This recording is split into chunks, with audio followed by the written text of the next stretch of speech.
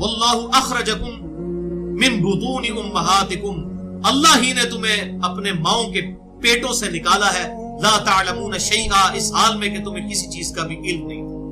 دیکھیں اللہ تعالیٰ نے انسان کو کس حال میں نکالا ہے، یعنی اگر ماں باپ کو اپنی اولاد کو یہ سمجھانا پڑ جائے چھوٹے شیرخوار بچے کو دودھ کیسے پینا ہے اور پانی کس طرح کرنا ہے نیچے اور ڈکار کیسے لینا ہے اور پیشاب کس طرح کرنا ہے اور کس طرح نہیں کرنا، تو اس چھوٹے بچے کو سمجھا سکتے ہیں؟ یہ اللہ تعالیٰ جو ہے کئی سال تک اس کو اس کی انسٹنکٹ کے اوپر رکھتا ہے۔ وَجَعَلَ لَكُمُ السَّمْعَ وَالْأَبْصَارَ وَالْأَفْئِدَةَ، اور اسی نے بنائے تمہارے کان بھی، تمہاری آنکھیں بھی اور تمہاری عقل بھی، چاہے وہ دل ہو یا دماغ ہو، جو بھی، لَعَلَّكُمْ تَشْكُرُونَ، تاکہ تم اس کی نعمتوں کا شکر ادا کرو۔ یعنی یہ کان، آنکھیں، عقل، دل، دماغ، یہ سب کچھ اللہ نے اس لیے دیا تھا کہ اس کے ذریعے تم اللہ تک پہنچو۔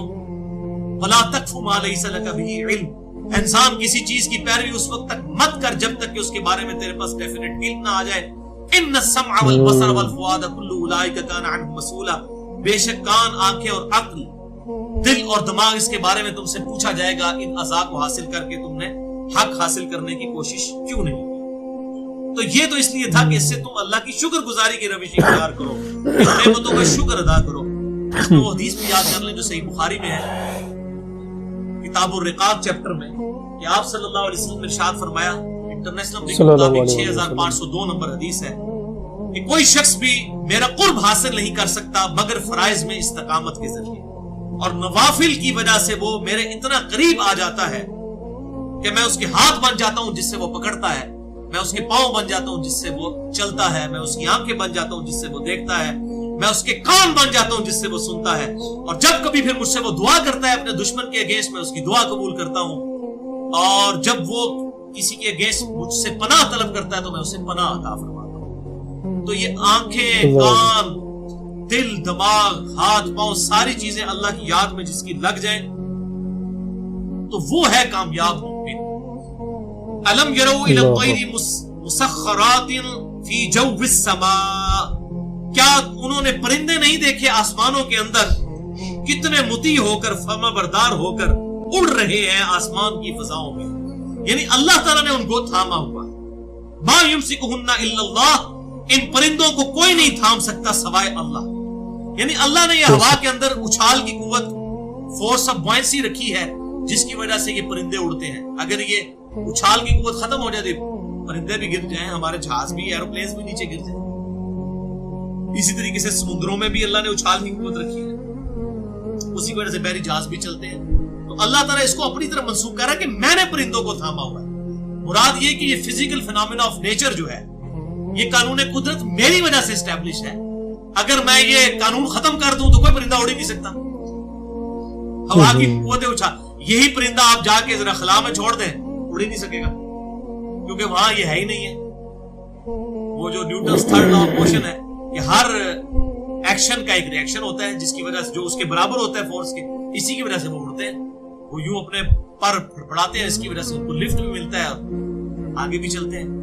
تو اللہ تعالیٰ فرماتا ہے ہم نے ان کو تھاما ہوا، ہر چیز کو اللہ نے تھاما ہوا۔ فی ذالک ان فی ذالک لآیات لقوم یؤمنون، بے شک اس کے اندر نشانیاں ہیں اللہ تعالیٰ کی طرف سے ان لوگوں کے لیے جو بات ماننا چاہے۔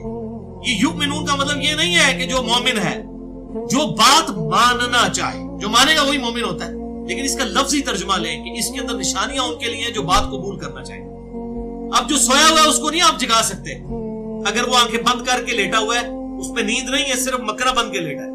جو بیچارہ سویا ہوا ہے وہ جگایا جا سکتا ہے، اور جو آنکھیں بند کر کے مکرا بن کے لیٹا ہوا ہے وہ بات ماننا ہی نہیں چاہتا، اس نے اٹھنے کی نیت ہی نہیں، آپ اس کو لا کے لائیں وہ تو پہلے ہی جاگ رہا ہے، وہ نہیں اٹھے گا۔ تو اس کے اندر نشانیاں ان کے لیے جو بات ماننا چاہے۔ واللہ جعل لکم من بیوتکم سکنا، اور وہی اللہ ہے جس نے اپنے فضل و کرم سے تمہارے لیے گھروں میں سکون رکھا ہے، یعنی گھر کے اندر انسان جاتا ہے سکون آ جاتا ہے، یہ اللہ تعالیٰ نے گھر دیے، ورنہ ایک رات کبھی فٹ پاتھ پہ گزارنی پڑے تو لگ پتہ جاتا ہے، حقیقت بات ہے۔ گھر سے باہر رات گزارنی پڑے، جیسے ہی گھر کے اندر آتے ہیں چاہے رات کے آخری پہر میں پہنچے سکون آ جاتا ہے۔ وَجَعَلَ لَكُم مِّن جُلُودِ الْأَنْعَامِ، اور بنائے ہیں اس نے تمہارے لیے جانوروں کے چمڑے، جلود الانعام بیوتا، اور ان چمڑوں کے ساتھ بھی تم گھر بناتے ہو، یعنی خیمے.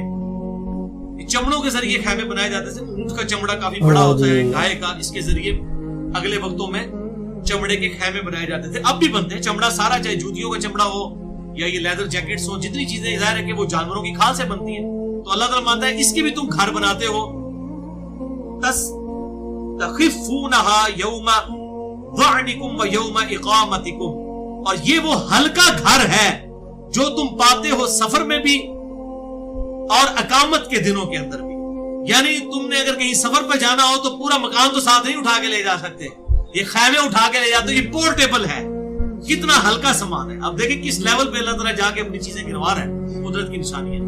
یہ خیمے اٹھا کے جو تم لے جاتے ہو، یہ ہلکے نہ ہوتے تو تم پورا مکان تو اٹھا کے نہیں تھے لے کے جا سکتے اپنے ساتھ سفر میں. تو اس کو فولڈ کر کے لے جاتے ہو، چاہے یہاں پر ہو چاہے سفر میں ہو. تمہارے لیے کتنا یہ آسان ہے. وَمِنْ أَوْصَافِهَا وَأَوْبَارِهَا وَأَشْعَارِهَا، اور اسی نے بنائی ہے تمہارے لیے بھیڑوں کی صوف اور اونٹوں کی اون اور بکریوں کے بالوں سے. اثاثا ومتاعا الى حین، مختلف قسم کے گھریلو سامان اور برتنے کی چیزیں ایک وقت مقررہ تک کے لیے. واللہ جعل لکم مما خلق ظلالا، اور اللہ تعالیٰ نے بنائے ہیں تمہارے آرام کے لیے ایسی چیزیں جن کے سایوں میں تم بیٹھتے ہو. اللہ تعالیٰ نے سائے بنائے ہیں نا. درخت دیکھ لیں، اونچے اونچے پہاڑ ہیں، ان کے بھی سائے ہیں، اللہ تعالیٰ نے وہ بنا دیے. وجعل لکم من الجبال اکنانا، اور اس نے پہاڑوں میں تمہارے لیے آرام گاہیں بنا دی ہیں. کتنے 100 سال تک انسان پہاڑوں میں غاروں میں رہتا رہے. ابھی بھی آپ دیکھ لیں جتنی سیکرٹ پلیسز ہیں دنیا میں، چاہے امریکہ ہو یا کوئی بھی ملک ہو، ان کے جتنے نیوکلیئر وار ہیڈز ہیں یا اس طریقے سے جتنے ان کے میزائل سسٹم ہے، ڈیفنس سسٹم ہے، آج ہی پہاڑوں کے اندر ہی بنے ہوئے ہیں. سب سے سیف جگہ وہی ہے. اور تمہارے لیے چوپایوں میں بھی مقام عبرت و غور ہے کہ ان کے پیٹوں میں جو گوبر اور لہو ہے اس کے درمیان سے نکال کر ہم تم کو خالص دودھ پلاتے ہیں جو پینے والوں کے لیے خوشگوار ہے. اور کھجور اور انگور کے میووں سے بھی تم پینے کی چیزیں تیار کرتے ہو کہ ان سے شراب بناتے ہو اور عمدہ رزق کھاتے ہو. جو لوگ سمجھ رکھتے ہیں ان کے لیے ان چیزوں میں نشانی ہے. اور تمہارے پروردگار نے شہد کی مکھی کو ارشاد فرمایا کہ پہاڑوں میں اور درختوں میں اور اونچی اونچی چھتریوں میں جو لوگ بناتے ہیں گھر بنا، پھر ہر قسم کے میوے کھا اور اپنے پروردگار کے صاف رستوں پر چلی جا. اس کے پیٹ سے پینے کی چیز نکلتی ہے جس کے مختلف رنگ ہوتے ہیں، اس میں لوگوں کے لیے شفا ہے.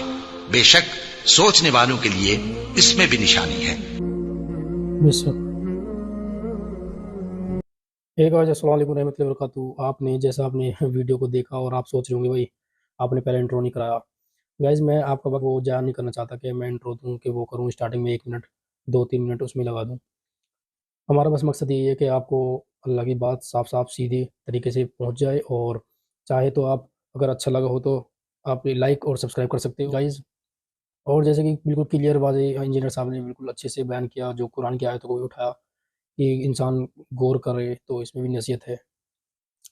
اب انسان اگر سویا ہوا ہے تو اس کو جگایا بھی جا سکتا ہے، جو ناٹک کر رہا سونے کا اسے کیا جگایا جائے. تو یہ ایتھسٹ کے لیے ایک طرح سے ایگزامپل پروف بتایا. اور گائز جو ایک دم لاسٹ میں جو قرآن کی آیت آئی تھی میں تو چونک گیا تھا، اتنی مطلب کلیئر واضح بتا دیا بھائی بھینس ہے، جو جانور ہیں وہ جو دودھ دینے والے جانور ہیں تو وہ کھاتے ہیں اور گوبر کرتے ہیں اور دودھ نکلتا ہے. مطلب سائنس تو بھائی ڈسکوری کر سکتی ہے نا. تو قدرت کی چیز تو صرف جو بس اللہ ہے جو چلانے والا ہے اس نظام کو، دنیا کو، جو پرندوں کو تھامے ہوئے ہے. اور بہت سی بھی نشانیاں ہیں. اور گائز یہ ہمارا پارٹ تو لاسٹ تھا ایتھسٹ کے بارے میں، اور اگر آپ نے اس سے پچھلی ویڈیو نہیں دیکھی ہو تو ایتھسٹ وہ لنک گائز آپ کو ڈسکرپشن میں مل جائیں گے. گائز پھر ملتے ہیں نیکسٹ ویڈیو پر، تب تک کے لیے السلام علیکم رحمۃ اللہ وبرکاتہ.